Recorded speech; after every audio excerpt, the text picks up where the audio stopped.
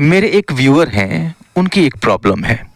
उन्होंने यह सेंटेंस मुझे भेजा है कि looking at the pictures of Indians getting handcuffed and humiliated while being deported from the US saddens me as an Indian. और यहाँ पे उनकी प्रॉब्लम है कि गेटिंग हैंडकफ्ड एंड ह्यूमिलिएटेड। अब इसका अर्थ क्या है? हथकड़ियाँ पहनाए जाते हुए और अपमानित किए जाते हुए, या फिर हथकड़ियाँ पहनाई जा रही हैं, इसमें कन्फ्यूज़न है। फ्रेंड्स, इस पूरे सेंटेंस में गेटिंग प्लस V3 या फिर बीइंग प्लस V3 के दो अलग अलग यूजेस हैं। सबसे पहले इस सेंटेंस का अर्थ आप देख लीजिए और समझिए। Looking at the pictures of Indians, looking मतलब देखना, eight the pictures of Indians यानी भारतीयों की तस्वीरों को देखना, और गेटिंग हैंडकफ्ड एंड ह्यूमिलिएटेड, हथकड़ियाँ पहनाए जाते हुए, गेटिंग हैंडकफ्ड एंड ह्यूमिलिएटेड और अपमानित किए जाते हुए। और यहाँ पे देखिए कि while being deported from the US, यानी यूएस से डिपोर्ट किए जाने के दौरान, सैडेंस में मुझे दुखी कर देता है एज एन इंडियन, एक इंडियन होने के नाते। अब सीधा करें इसको तो इसका पूरा अर्थ हो जाएगा कि अमेरिका से निर्वासित किए जाने के दौरान हथकड़ियाँ पहनाए जाते हुए और अपमानित किए जाते हुए भारतीयों की तस्वीरें देखना एक भारतीय होने के नाते मुझे दुखी कर देता है। ये इसका पूरा अर्थ हुआ। तो इसमें दो कॉन्सेप्ट्स हैं, वर्ब बीइंग या फिर गेटिंग प्लस V3 के दो कॉन्सेप्ट्स हैं। ठीक है, इसके अलावा हम एक बेसिक कॉन्सेप्ट इसका समझेंगे।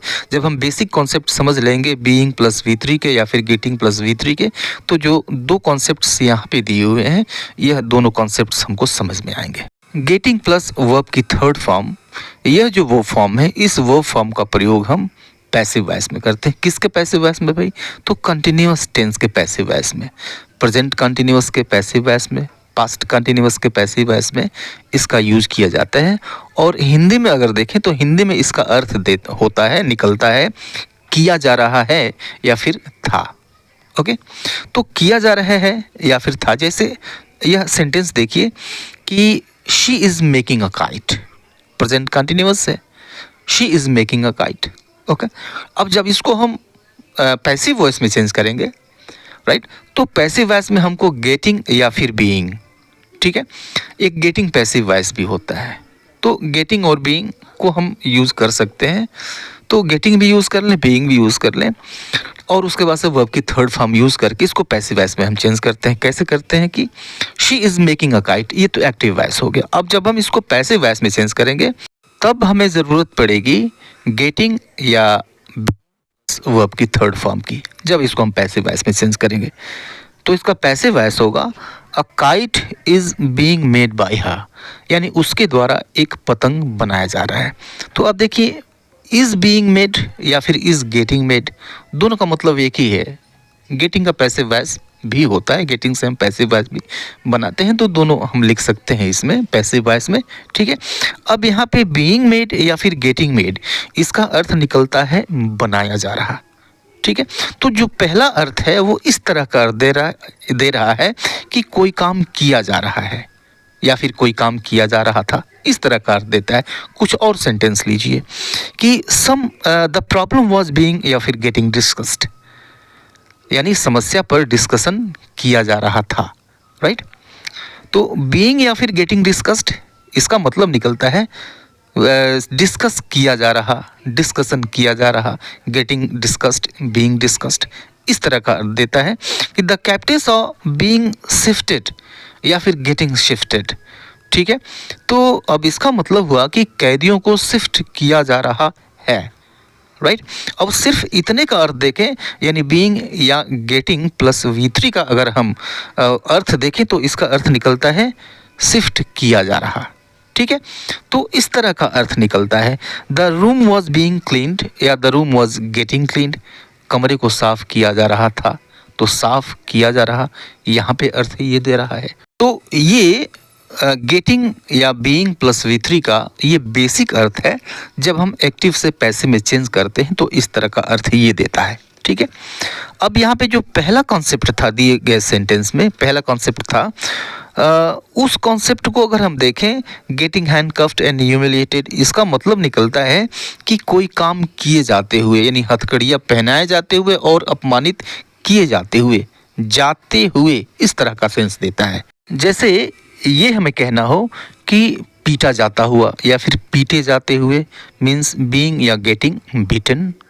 अपमानित किए जाते हुए, बीइंग या गेटिंग ह्यूमिलिएटेड। भेजा जाता हुआ, तो यह अर्थ निकलेगा इसका बीइंग या फिर गेटिंग सेंट।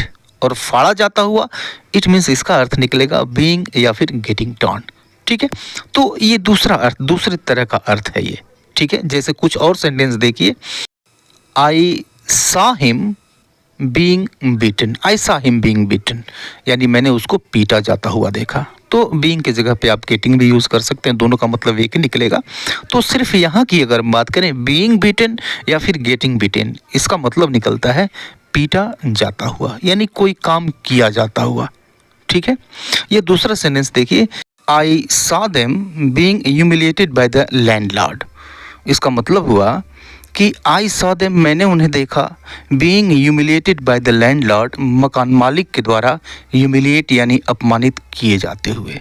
अब यहाँ पर जो इतना हिस्सा है ह्यूमिलिएटेड बाय लैंडलॉर्ड, इसका मतलब निकलता है मकान मालिक के द्वारा ह्यूमिलिएट किए जाते हुए। अब इन दोनों सेंटेंसेस में यह जो हिस्सा है जो बीइंग या गेटिंग से शुरू है, इसको हम कहते हैं रिड्यूस्ड रिलेटिव क्लास। अब रिड्यूस्ड रिलेटिव क्लास क्या होता है? एक ऐसा रिलेटिव क्लास जो कि रिड्यूस कर दिया गया है। ठीक है, तो रिलेटिव क्लास को रिड्यूस क्यों किया जाता है? रिड्यूस मतलब होता है कम कर देना, छोटा कर देना। तो रिड्यूस क्यों किया जाता है? जो सेंटेंस है उसको कंसाइज करने के लिए, छोटा बनाने के लिए हम रिड्यूस कर देते हैं। तो देखिए इस पहले सेंटेंस में, फर्स्ट सेंटेंस में क्या रिड्यूस किया गया है कि I saw him who was being beaten, यानी मैंने उसे देखा जो कि पीटा जा रहा था, जिसे पीटा जा रहा था। तो यहाँ पे रिड्यूस क्या किया गया? यहाँ पे किया गया था हु वॉज, यानी जो सब्जेक्ट होता है और वर्ब होता है उसको हम हटा देते हैं, और हटाने के बाद भी सेंटेंस का पूरा जो सेंटेंस का अर्थ है वो नहीं बदलता है। ठीक है, अब देखिए इस सेंटेंस को, I saw them being humiliated by the landlord. अब इसको हम पूरा लिखें बिना रिड्यूस किए हुए, तो ये होगा I saw them who were being humiliated by the landlord. इसका मतलब हुआ कि मैंने उन्हें देखा जिन्हें लैंडलॉर्ड के द्वारा अपमानित किया जा रहा था। ठीक है, अब यहाँ से जब हम इसको रिड्यूस करेंगे तो इस हु को और वर को ड्रॉप आउट कर देंगे, यह रिड्यूस हो जाएगा। अब ये हो गया रिड्यूस्ड रिलेटिव क्लास। ठीक है, आइए तीसरा कॉन्सेप्ट देखते हैं, गेटिंग या बीइंग प्लस V3 का, और यह अर्थ देता है किए जाने के दौरान। अब इसके पहले हम वाइल यूज़ करते हैं, वाइल प्लस बीइंग या गेटिंग प्लस V3। इसका अर्थ निकलता है कोई काम किए जाने के दौरान। ठीक है, जैसे कि हमें कहना हो कि ले जाए जाने के दौरान, मीन्स वाइल गेटिंग कैरीड। धोए जाने के दौरान, वाइल गेटिंग वॉश्ड। हमें कहना हो काटे जाने के दौरान, वाइल गेटिंग कट। ठीक है, सेंटेंस आप देखिए कि ही फेंटेड वाइल गेटिंग या बीइंग गिवन द प्राइज। अब इसका मतलब हुआ कि वह प्राइज दिए जाने के दौरान बेहोश हो गया। ठीक है, यह भी रिड्यूस्ड क्लास का एग्जाम्पल है। यह जो क्लास है, इस रिलेटिव क्लास को रिड्यूस कर दिया गया है। रिड्यूस किया गया है, क्या हटाया गया है इसमें भाई? ही वाज को हटा दिया गया है। ठीक है, इसको पूरा लिखें तो ये होगा ही fainted while he was getting या बीइंग गिवन द प्राइज। आइए इस सेंटेंस को देखिए कि the glass broke while getting washed.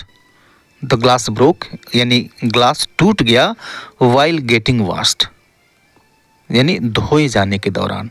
Right, while plus getting plus verb की थर्ड फॉर्म। ओके, अब यहाँ से रिड्यूस किया गया है इट वाज हटा दिया गया है, इट वाज गेटिंग वॉश्ड, इसे धोया जा रहा था, तो इट वाज को यहाँ से हटा दिया गया है और इसको रिड्यूस्ड रिलेटिव क्लास बना दिया गया बिना अर्थ को बदले हुए। तो रिड्यूस क्लास जब भी बनाते हैं अर्थ उसका बदलता नहीं है। ठीक है, और इस तीसरे सेंटेंस को देखिए कि the patient died while getting taken to the hospital, यानी हॉस्पिटल ले जाने के दौरान पेशेंट की मौत हो गई, राइट।